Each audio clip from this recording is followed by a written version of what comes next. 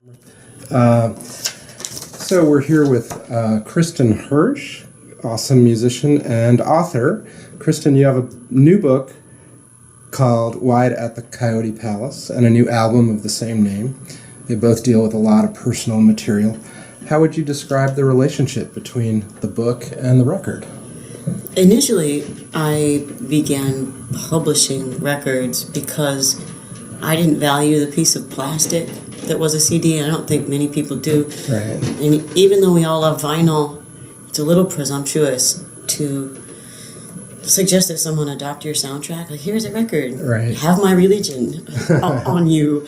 And yet a book is still a valuable object that can be made very beautiful and almost a full sensory experience, minus smell-o-vision and sound. So I sneakily put valueless pieces of plastic in and suggest that people adopt my religion. Nice. But with the gentling effect of stories and images that hopefully will expand that keyhole view of someone else's musical language into something less alienating. Yeah. Yeah. That's why it's presumptuous to assume someone's going to want to adopt your soundtrack. It's like, and not just me, but if you give this as a gift, it could also hurt someone's feelings. So if you fill in some of those blanks with the nicest of a book, Yeah. and not just the kindness, but the prettiness of it, it's just a nice thing. Yeah. It can help the listener through that ride of trust, which is very similar to a roller coaster. Like, to really take a musical ride is intense. Most people put music on in the background and want it to stay there, but if you've had your spine shaken by music, you will not accept anything less. Right.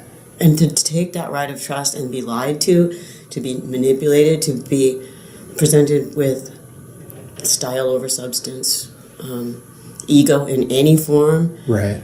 Is heartbreaking. I don't want that to happen to anybody. And while I say that I don't try to expand my audience, I try to refine it. Yeah. I still don't want to be willfully kooky or hurt anybody's feelings. Wow, cool. So is your process different when you're writing, let's say, prose as opposed to song lyrics? Yeah. I don't know where to begin. I started playing guitar when I was 9 because I had a hippie dad, so he played guitar. Yeah. And he taught me all the chords he knew, all the chords you needed to know to play like any Bob Dylan or Neil Young song, which is like 4.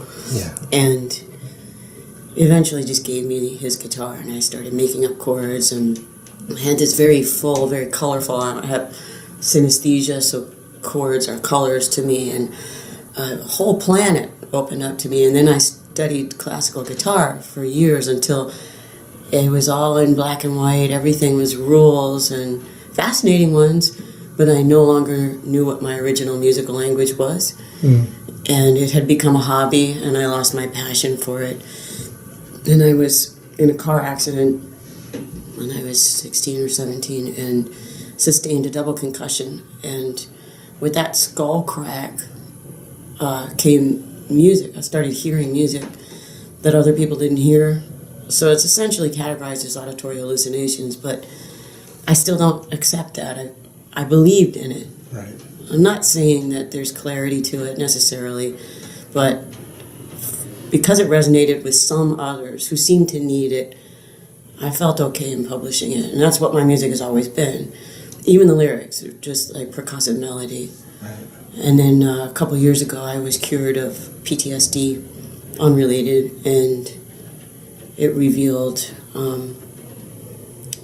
it disappeared the music. Uh-huh. So I don't hear music anymore. I don't know that I write songs anymore. Wow. All the music I'm working on now was written before that.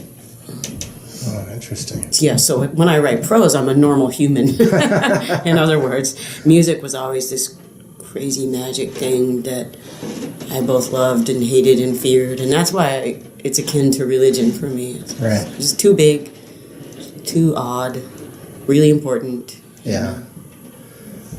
Well, your books include the much-lauded memoir Rat Girl, a children's book, and a nonfiction work that's ostensibly, at least, about Vic Chestnut.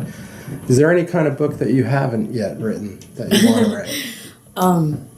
I don't seem to have the brain for fiction. Everything I say is true in songs and prose and in the memoirs and the book about Vic. It's all just me writing things down. So I don't feel particularly creative as a person.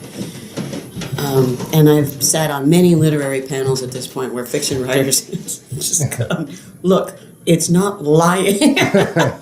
It's walking in another's shoes. And I think that's as valid as being a great actor, and I appreciate both those fears. So I wouldn't mind knowing that I could work in that sphere, but I don't know, I just may not. I think I have a dog's brain. Well, whatever you write, we'll be ready for it. Thank you so much for being here. Thank you. Thank you for another great book.